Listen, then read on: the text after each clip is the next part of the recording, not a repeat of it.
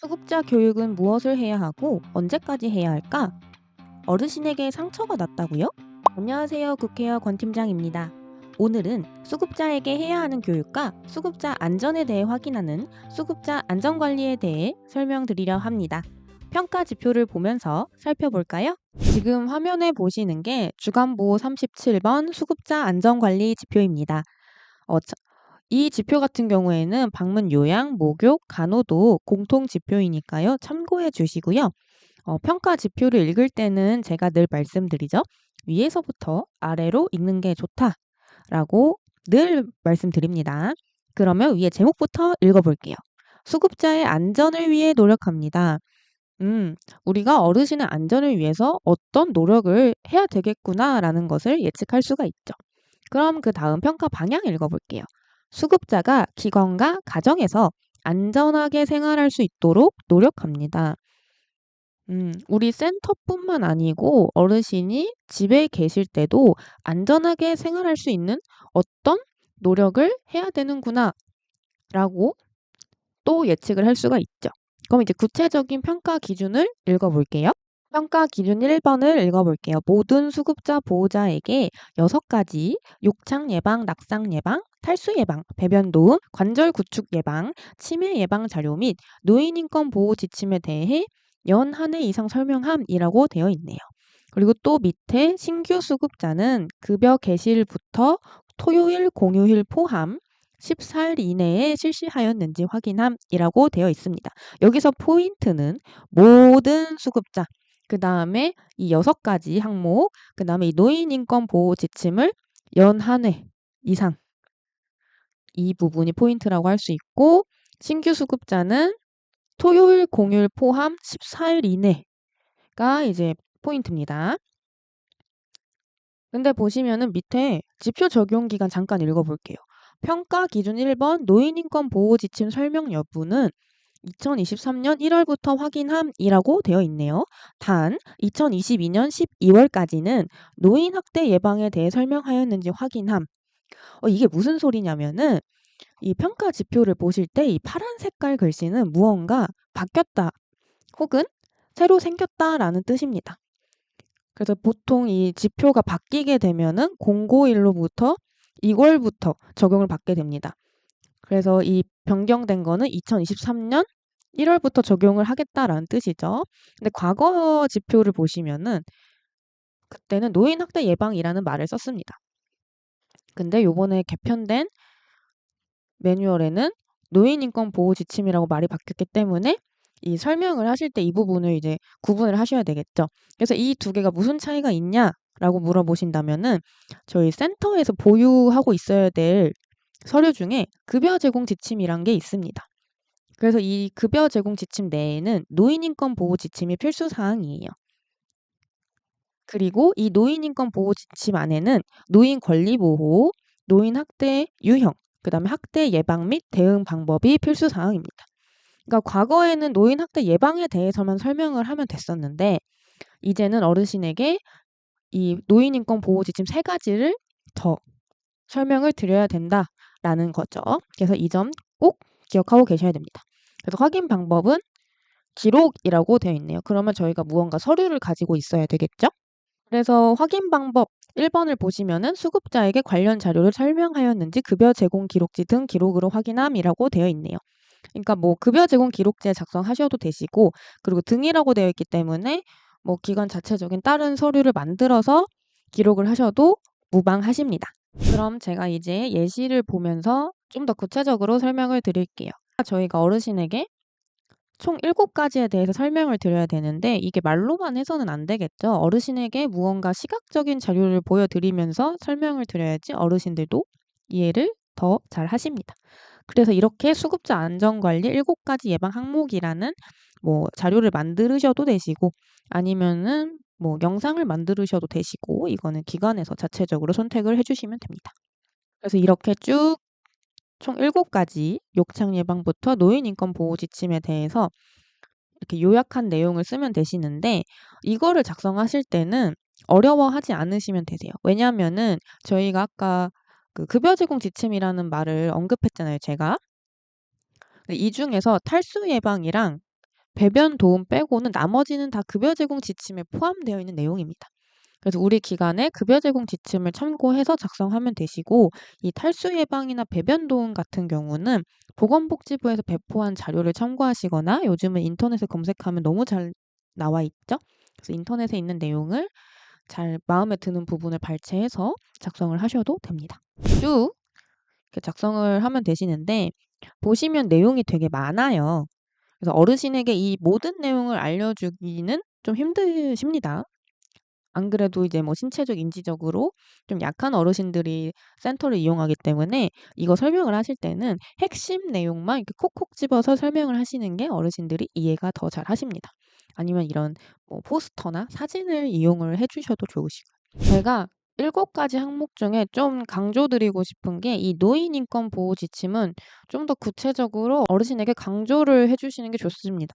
왜냐하면은 이번 지표하고는 상관없지만 다른 지표 중에 노인 인권 보호라는 지표가 있습니다.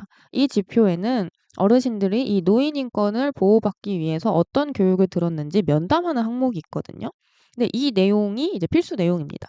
그래서 어차피 설명을 해야 되기 때문에 저희가 이 내용을 좀 더 강조해서 어르신에게 반복적으로 설명을 드리는 게 좋습니다. 뭐 노인 학대 유형은 어떻게 되고, 그러니까 설명하실 때 막 이런 신체적 학대, 정서적 학대 이런 용어보다는 어르신이 좀 더 알아듣기 쉽게 어르신을 누가 때린다거나 욕을 한다거나 돈을 갈취할 때는 이것도 학대에 포함됩니다. 이런 식으로 좀 더 풀어서 설명을 해드리는 게 좋겠죠.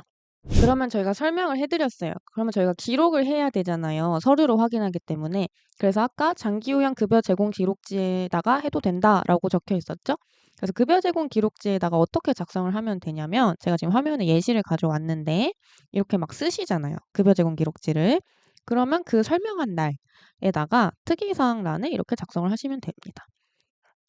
뭐 7가지라서 너무 길기 때문에 뭐 이틀을 나눠서 했다면 이렇게 이틀에 나눠서 한 거를 이렇게 특이사항란에다가 작성을 해주시면 됩니다. 어렵지 않죠? 그럼 이 급여 제공 기록지에만 작성하면 되냐? 물론 이제 급여 제공 기록지에만 작성하셔도 됩니다. 근데 이제 저희 국회의원가 추천드리는 방법은 이 안전관리 교육대장을 만드시면 좀 더 관리가 수월하다라고 말씀을 드립니다.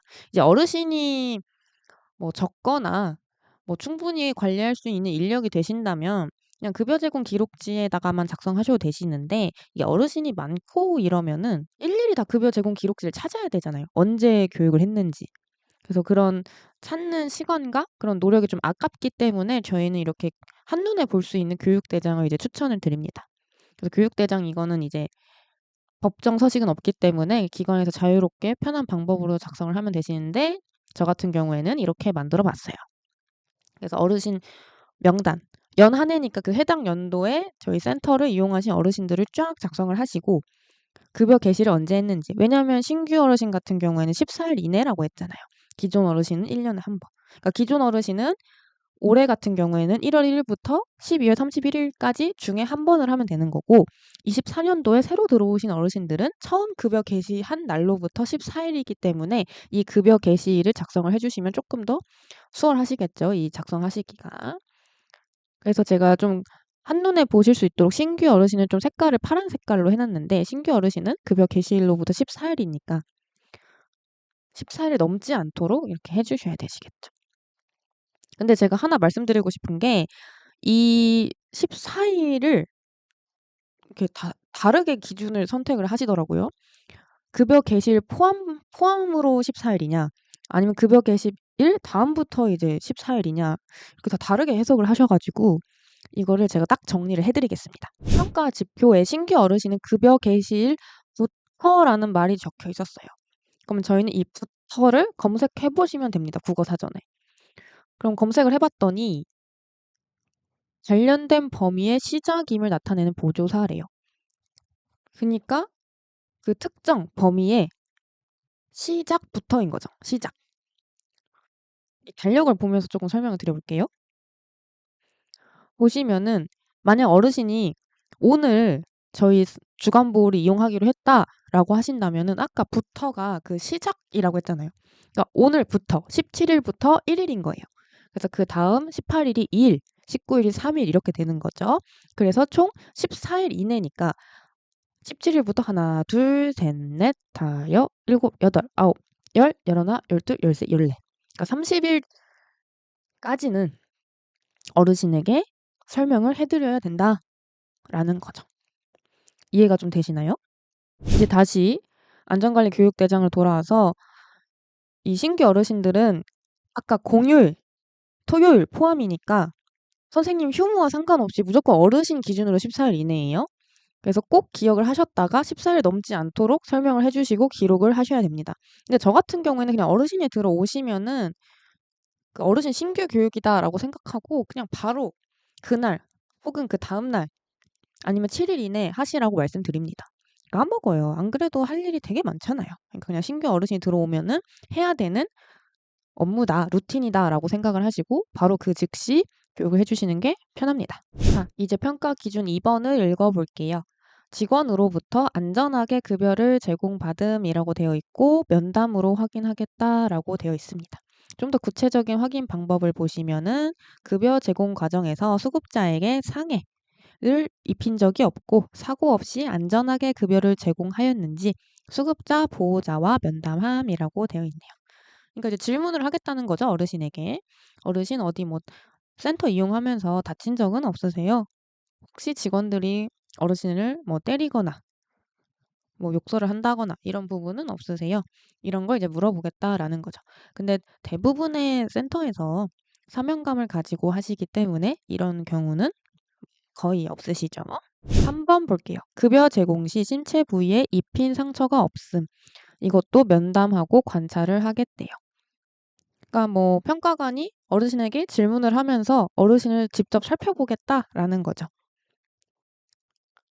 그래서 똑같이 확인 방법을 보시면은 신체 부위 등에 상처를 입지 않고 안전하게 급여를 제공받았는지 수급자의 신체를 관찰하고 면담함. 그래서 이 평가관이 어르신의 신체를 관찰할 때는 막 옷을 들춰보지는 않습니다. 눈에 보이는 이제 뭐 팔이나 다리, 얼굴, 목을 보면서 이제 상처가 있는지 없는지 이제 물어보는 거죠. 그리고 살펴보고. 그래서 저는 이 어르신 상처는 센터에서 좀 예민하게 반응해야 된다라고 생각을 합니다. 꼭 이 평가를 위해서가 아니고 이 어르신이 다쳤다라는 거는 이 노인 인권과 관련되어 있기 때문에 좀 예민한 부분입니다. 예를 들어 저희 유치원에 아이를 보내면 애가 다쳤어요. 그럼 유치원에서 왜 다쳤는지 그리고 왜 상처가 났는지 보호자에게 설명을 합니다. 우리 노인복지도 마찬가지예요. 어르신이 뭐 어딘가 긁혔다, 멍이 들었다, 뭐 다쳤다 이런다면은 꼭 기록을 해주시고 그리고 즉시 보호자에게 안내를 해주셔야지 오해의 소지가 없습니다. 그래서 기록을 하실 때는 뭐 간호일지에다가 뭐 꼼꼼하게 작성하셔도 되시고 하면 되시는데 아무래도 장기요양 급여 제공 기록지는 매일매일 작성하는 거니까 저는 이제 급여 제공 기록지에다 작성하시라고 이제 추천을 드리는데 뭐 이런 식으로 어르신을 이제 케어하다가 봤더니 뭐 손에 상처가 있었던 거예요. 그럼 이제 물어보면 되죠. 어르신 왜 다치셨어요? 그럼 어르신이 뭐 집에서 부딪혔어. 아니면은 아까 센터에서 뭘 만졌는데 날카로웠나 봐. 긁혔어. 라고 하시겠죠? 그러면 저희는 그 사유를 적고 그 조치 사항을 적어야 됩니다. 연고 발라드렸다. 아니면은 뭐 밴드 붙여드렸다. 이런 식으로 작성을 해야 되겠죠. 그래야지 나중에 오해의 소지가 없습니다. 지금까지 수급자 안전관리에 대해 설명드렸는데요. 이 지표는 평가뿐만 아니라 어르신 인권과도 관련된 부분이라 평소 업무의 한 루틴처럼 시행하시면 좋겠습니다.